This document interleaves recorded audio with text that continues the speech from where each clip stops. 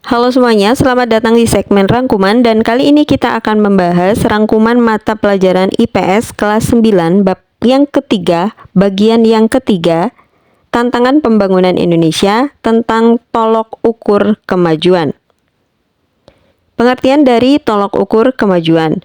Tolok ukur kemajuan artinya indikator yang digunakan sebagai tolok ukur pembangunan oleh negara-negara di dunia, yaitu berupa yang pertama adalah pertumbuhan ekonomi dan yang kedua adalah Human Development Index atau Indeks Pembangunan Manusia, disingkat dengan IPM. Kita akan bahas yang pertama adalah tentang pertumbuhan ekonomi. Pembangunan dapat dikatakan berhasil apabila tingkat produktivitas ekonomi masyarakatnya cukup tinggi. Tingkat produktivitas ini dilihat dari jumlah nilai barang dan jasa yang dihasilkan oleh seluruh masyarakat di suatu negara dalam jangka waktu tertentu. Jumlah produktivitas ditentukan oleh seberapa besar masyarakat melakukan transaksi ekonomi, baik dalam bentuk jual beli barang maupun jasa. Ada beberapa istilah dalam pertumbuhan ekonomi, di antaranya produk domestik bruto atau PDB atau gross domestic product GDP.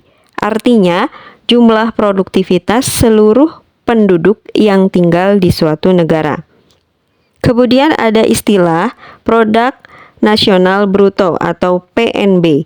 Ini artinya jumlah produktivitas seluruh penduduk yang tinggal di suatu negara ditambah dengan penduduknya yang bekerja di luar negeri. Kemudian ada juga Gross National Product GNP yang merupakan pertumbuhan ekonomi di suatu negara, artinya tingkat perkembangan GDP setiap tahun dengan cara membuat persentase dari selisih angka pertumbuhannya.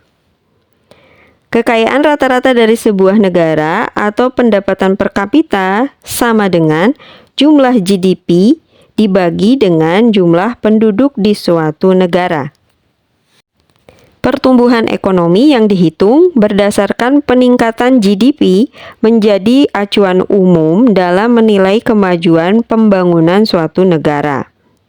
Pemerataan pendapatan menjadi hal yang penting dilakukan seiring dengan usaha untuk terus meningkatkan pertumbuhan ekonomi. Pemerintah melakukan redistribusi yang artinya upaya pemerintah untuk memberikan jaminan sosial kepada masyarakat sehingga akan tercipta pemerataan pendapatan untuk setiap golongan masyarakat dengan terhapusnya kemiskinan dan juga kesenjangan ekonomi. Ada beberapa program pemerintah yang terkait dengan upaya redistribusi pendapatan nasional. Di antaranya adalah pajak. Pajak adalah sejumlah uang yang harus dibayarkan oleh masyarakat yang akan negara gunakan untuk melakukan berbagai upaya pembangunan. Kemudian ada juga subsidi. Subsidi diberikan kepada masyarakat yang dianggap tidak mampu. Dana yang digunakan adalah dari pendapatan negara, baik yang berasal dari pajak maupun non-pajak. Kemudian ada juga asuransi. Didapat dari angsuran yang dibayarkan oleh peserta lain dalam skema asuransi kesehatan dan ketenagakerjaan yang dikelola oleh Badan Penyelenggara Jaminan Sosial atau BPJS. Ada juga kredit lunak, merupakan pinjaman yang disebut kredit lunak tersebut kemudian bisa dibayar secara berangsur dengan bunga cicilan yang ringan. Kemudian kita akan membahas tolok ukur kemajuan yang kedua, yaitu Indeks Pembangunan Manusia atau IPM atau juga disebut Human Development Index. IPM menjadi tolok ukur pembangunan yang digunakan oleh Perserikatan Bangsa-Bangsa melalui lembaga UNDP atau United Nations Development Program. IPM mengacu pada 3 komponen. Yang pertama, tingkat harapan hidup pada saat kelahiran. Yang kedua, tingkat pencapaian pendidikan untuk SD, SMP, dan SMA. Yang ketiga, tingkat pendapatan per kapita. Tingkat harapan hidup saat kelahiran mencerminkan kualitas kesehatan rata-rata di masyarakat.